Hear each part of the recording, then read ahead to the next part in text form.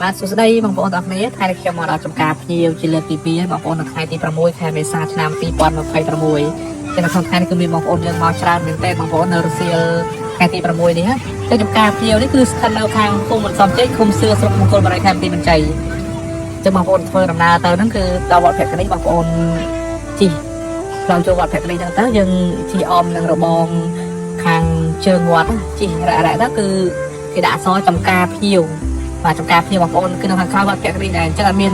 យើងជិះទៅនោះគឺជាប់នឹងរបងវត្តភក្តីខាងក្រៅហ្នឹងតែម្ដងបងប្អូននៅខាងលិចវត្តភក្តីចឹងហើយគឺមានបងប្អូនយើងមកច្រើនចឹងយើងចាប់ដើមអស់បដាហើយបងប្អូនចឹងស្រូតបងប្អូននៅមិនទាន់បានទៅលេងណាបាទចាំថ្ងៃសាំងថ្ងៃទឹកទេបងប្អូនទៅហើយព្រោះបងប្អូនយើងទៅលេងជាបន្តបន្ទាប់ហើយភ្ញៀវគាត់លក់1គីឡូគឺតម្លៃ 4000 រៀលបើយើងទៅលេង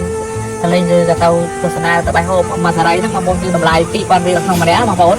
គឺតម្លៃ 2000 រៀលឥឡូវភ្ញៀវយើងចាប់ដើមអស់បដាហើយចឹងភ្ញៀវយើងវារៀននៅស្ទើអាខាងបតុមចឹងបងប្អូនដល់ទស្សនាទិដ្ឋភាពជាមួយខ្ញុំទាំងអស់គ្នានៅចំការភ្ញៀវភូមិបន្សំជ័យឃុំសឿស្រុកមង្គលបរិយខេត្តបន្ទាយមានជ័យ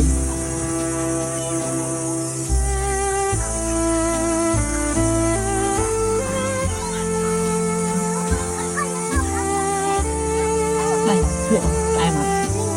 Look, I'm on. Look. Không có camera không? Đang không?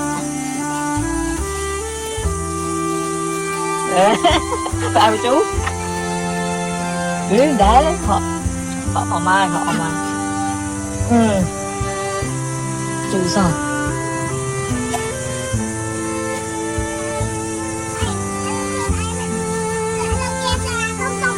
Còn là tông này đang không?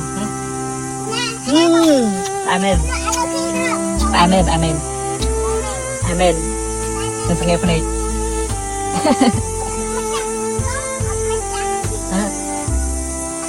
Đồ mà được mà. Đồ lên đó. Ra mua ra các bạn. Không có hả? Không có bạn hả? Nữa ăn rồi. Không khám sạc chùa. Thật lẽ đó.